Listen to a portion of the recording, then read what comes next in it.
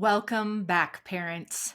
Jordan Langdon here with you again. Listen, if you have been listening to our podcast in sequential order, then this episode is going to be right in line with our last few episodes about goal setting as a family and the power of handwriting, writing things down, and just how to keep goals top of mind and ways to keep your goals in a position where they will stick for the entire year. So I've got a treat for you today. I am just bringing some practical Langdon family advice to you during this episode today with how we simply track goals and also how we simply identify problem behaviors in ourselves and in our kids. So sit back, relax, and enjoy just some practical advice, some things that you can do right away today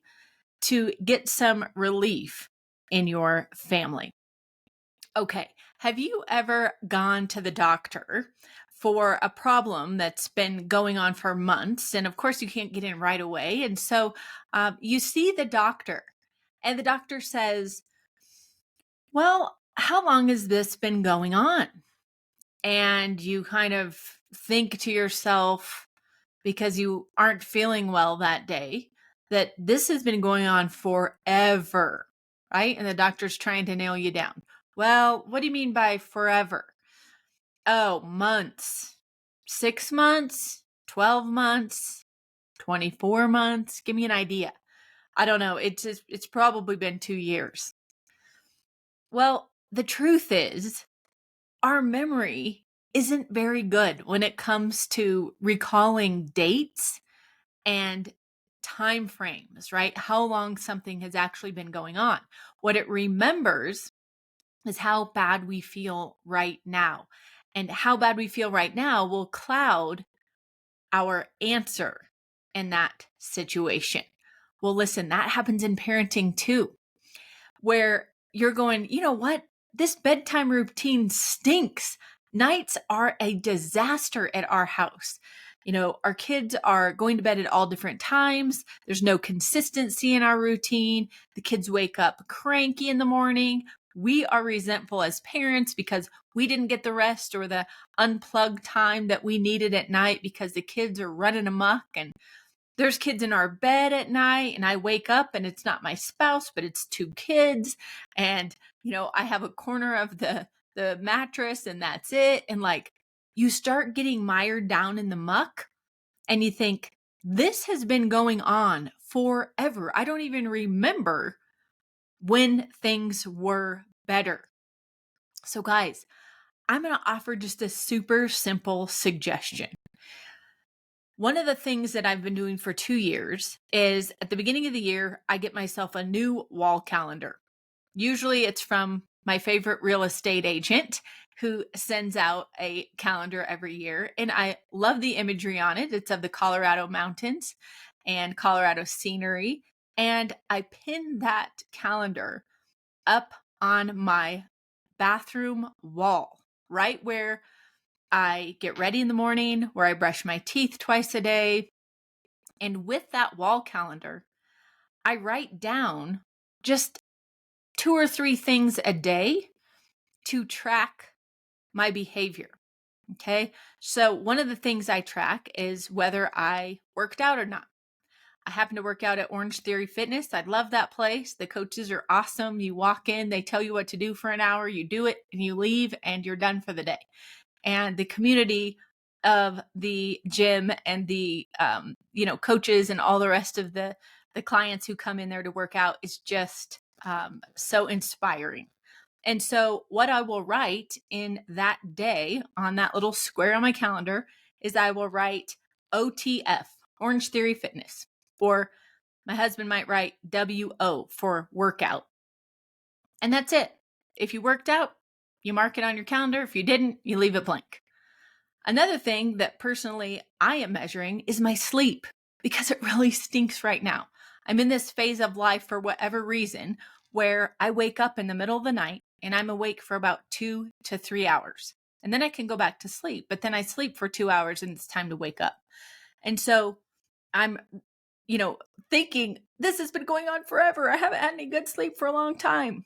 Well, when I think like that, and my thoughts are not based in reality or true measurements, I start becoming depressed or upset or confused about what's going on and why this seems to be lasting so long. And so by recording things on a calendar, I will put down 12 to 3, which means I was awake from midnight until 3 a.m.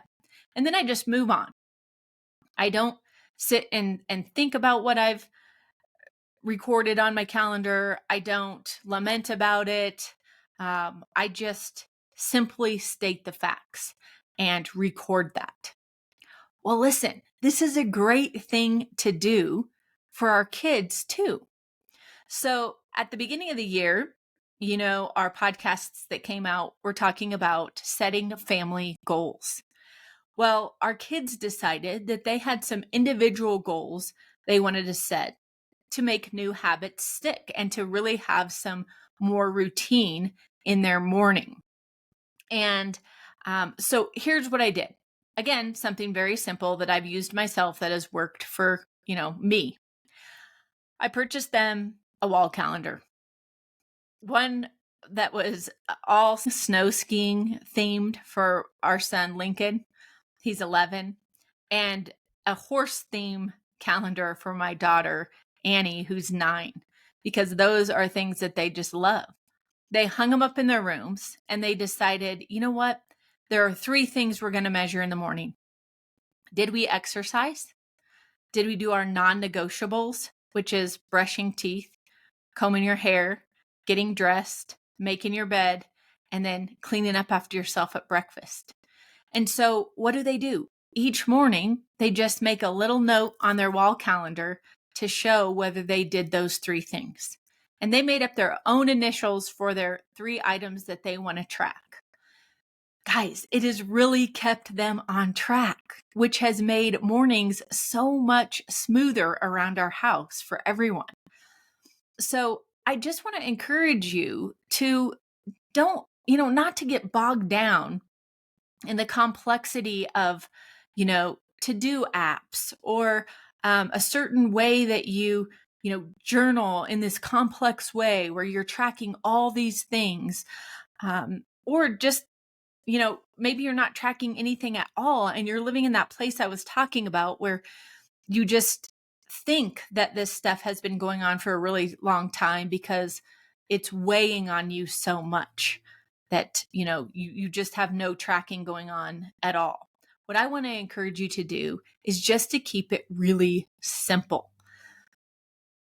The other benefit of having a calendar, a paper calendar outside of our digital, calendars that we all keep in our phone and such, is that it allows you to engage with it in a different way. Just as we talked about in the last episode about the benefits of handwriting things versus talk to text or voice texting something or just putting it in your phone. Having a paper calendar that hangs on your wall is a visual orientation to, number 1, the day of the week, number 2, the date on the calendar, and then number 3, your goals.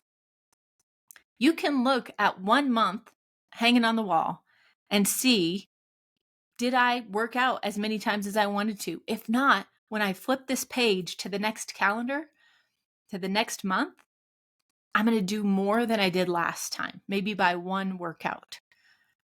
So, tracking the calendar, tracking your behaviors on the calendar has just a plethora of benefits. Now, this is what it does for your kids as well. Kids oftentimes don't function in day and time kind of thought process, right? They're just getting up and they know it's either a school day or it's the weekend. Well, getting them oriented to the day of the week, to the date on the calendar, to the year, it's super important in helping them feel grounded in reality, to feel like they have some control over their day, that they know where they are in space and time. And as a therapist, that's so important. It's often underscored, the importance of being oriented. And being oriented, we talk about, in therapy, is knowing where you are. Could you describe where you're sitting right now as you're listening to this episode to somebody who was looking for you? They don't know where to find you.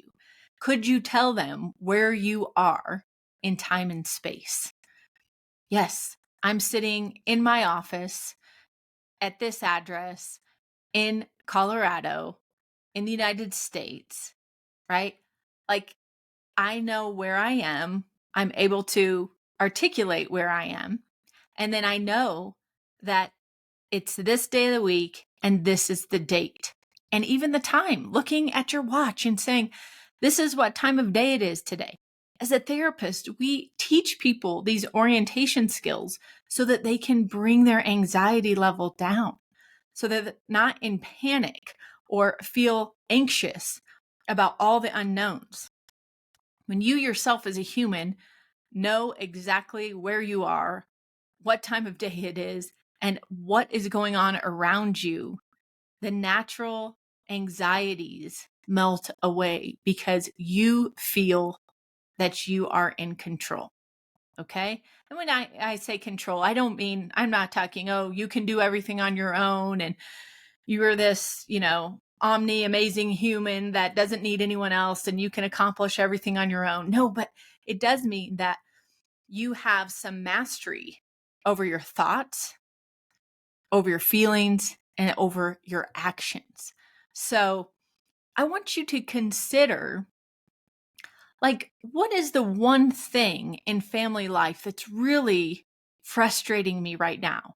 In our family, what is the one thing that wakes me in the night that is bothering me because we need to do some work on this?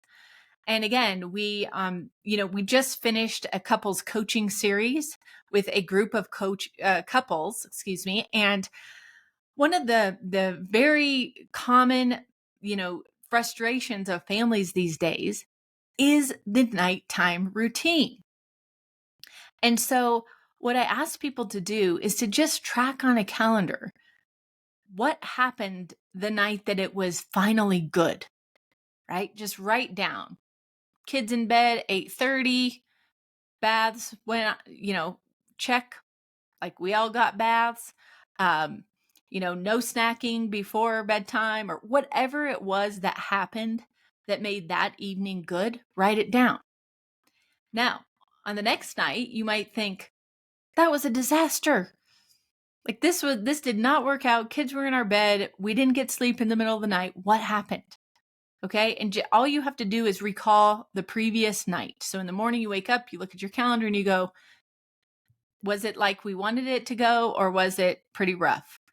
And no matter how it was, you write down on your calendar just what happened, the facts. Just the facts, ma'am, right?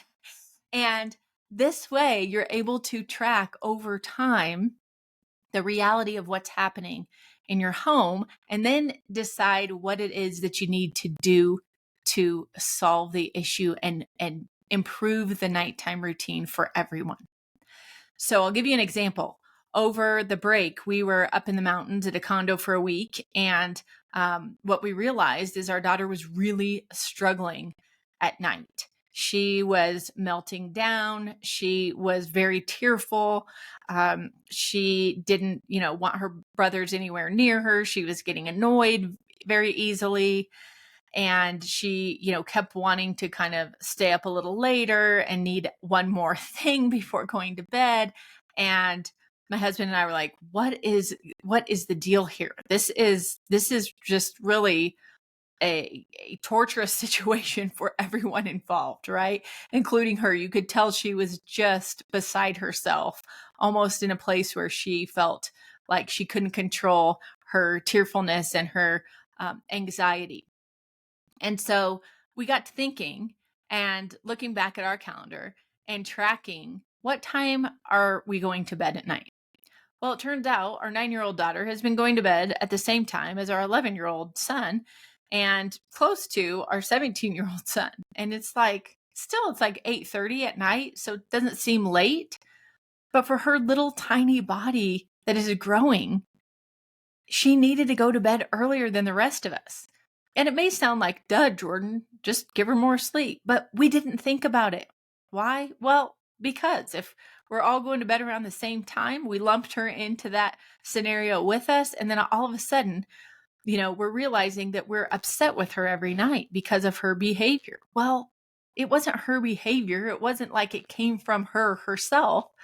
But it was a fact that she needed something she wasn't getting. She needed an extra hour of sleep. So we decided, okay, we're going to present the idea of her going to bed at 7:30. And I thought, oh man, she's going to fight us on this because that seems really, really early for her. She gets out of gymnastics 2 days a week at 7. So that would mean, grabbing a smoothie, right when she gets home, a shower, and right into bed. You guys, she was actually thrilled. And most kids wouldn't be. I get it. But it was like internally, she knew she was really tired at night. And the idea of a solution that we supported and helped her with has been amazing. It has turned our evenings around completely. She'll get ready for bed and I'll take her into her room and then call everybody into the room. And we all kind of, hang out around her bed and say prayers together and then say goodnight to her, close the door, and she sleeps like a baby until 6:30 or 7:30 in the morning. Now, I realize that's not going to be the case for everybody, but I want to share my story because you have a story too. You have a story about something that's happening in your family right now that's a frustration. It may be presenting itself in your child's behavior, which is super frustrating to you. You might be going, oh my gosh, what is the deal? This kid really needs to get it together, or there's something wrong with this child. Well, you have the power within you and the tools within you to observe what's going on, to make note of it on a paper calendar, and to watch the trends and try new things, and then make note of whether those new things are having a positive impact, if they're making any difference, or even making the situation worse. This is so important, especially when you go to a pediatrician, or let's say you're at your wit's end and you take your family to a family counselor and you say, I don't know, we can't get along at night, or, my spouse is undermining me and the bedtime routine, and they don't seem to understand the importance of us being on the same page and being a united front. And so we're here for you to help us, sort out how we can work together as a unified team to make the evening routine or the bedtime routine work. Well, the therapist is going to say, we're starting from scratch, folks. Or the pediatrician is going to say, okay, well, how long has this been a problem? You're going to want to have your data with you. Okay. This is going to expedite the help that you get from the counselor or the pediatrician, or even your own doctor when it comes to monitoring your own health. My goal this year is to get into a naturopath doctor and show them what I've been tracking over the past 2 or 3 months and say, help. This is not working. I need help with my sleep. And it's going to help them help me to have the data for a few months to really show and give them an idea of what they are working with here so that we can get the best outcome. So just think about that. Think about how simple it could be to hang a wall calendar in your bathroom, have your kids hang one on their bathroom mirror, or somewhere that they can see it front and center every single day. And then just pick 1, 2, or 3 things that you are going to track just to make a simple note on the calendar to follow these behaviors and give you a view of how you are doing.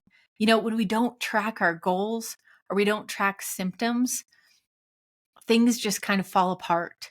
We don't know where we started, so it's very difficult to understand where we want to go. I liken it to taking a road trip. If you wanted to go to, Missouri, Kansas City, Missouri, what would you have to know first? Well, what's your starting point? Are you coming from Denver? Are you, taking out of Houston, Texas? Where are you starting from to get to Kansas City, Missouri? Because then you'll know your route. Well, the same thing goes for our goals or any problem behaviors we have. We have to establish a baseline. Where are we currently?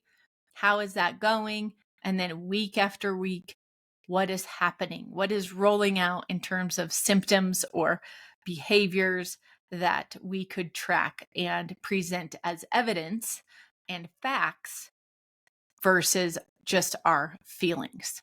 So, folks, I want to encourage you again, grab a calendar, spend some time picking one out that you like, or go to Google and just put in free printable calendar and put the month and the year. And guess what? You can print it today, right now, and just pin it up and print a new one next month. But that will truly help you get a grip on what's really happening and be able to move forward and get some help and resolutions around those things. Guys, I'm just bringing the practical tips for you. I'm talking to you about things that my husband Josh and I have actually used, simple tools, simple strategies that help our family on a day-to-day basis. This isn't fancy science and research, and although research supports this type of thing, I'm just coming to you with some real practical advice because I know how hard it is as a parent who is busy running the race of the world to really have something that is implementable today. And that is always my goal, is that the content that we share with you is something that you can implement and share with others. So thank you for always being so gracious and sharing our podcast episodes with people in your circle. I find that when I listen to a podcast episode, one of my favorites, by the way, is Ed Milet. I just love his podcast. It's always so uplifting and positive. And if I think of a particular person after I've listened to one of his episodes, I just don't even hesitate. I just hit that little square with the arrow up button on my phone right after I listen to the episode and forward it on to whoever I'm thinking about regarding that. So if someone has come to mind for you while you are listening to today's episode, please don't just keep this to yourself. Share it with your community. It's so important for us to build each other up and for us to have community with other like-minded parents who want the best for their marriages and their families. One of the very common kind of comments that we get out of our couples coaching is how much they love the community. So our couples coaching is something that we do in groups online in a Zoom platform. And the couples commented so often about how good it felt to know that they were in the company of other parents who wanted the best for their families, but also struggled with many of the same things. And just to hear how other couples handle situations in parenting and married life is just very, very valuable. More valuable than if you just did a one-on-one with a counselor or one-on-one coaching. So consider group coaching. Consider our couples coaching series that we have going on right now. You'll just go to familiesofcharacter.com and hit the shop tab to see the dates that are available. Guys, whether you're watching on YouTube or listening on your favorite podcast platform, again, thank you for being faithful followers of the Families of Character show. Thank you for helping us to help save marriages and unite families in joy and unity. We just absolutely are pro-family all the way and want to do everything we can to make your family a tighter knit team, one that works together, where you don't feel like you're a team of one doing everything for everyone and everyone else in the family is running their own directions. We know what that's like personally, and it doesn't have to be that way. So stay tuned for more episodes and be sure to check out our content at familiesofcharacter.com. We have lots of resources that are available to you and your family on a free basis, a very low cost basis, and then on a deeper level with our coaching. So I will catch you next time on another episode of the Families of Character Show. Take care, you guys. You know I'm always in your corner.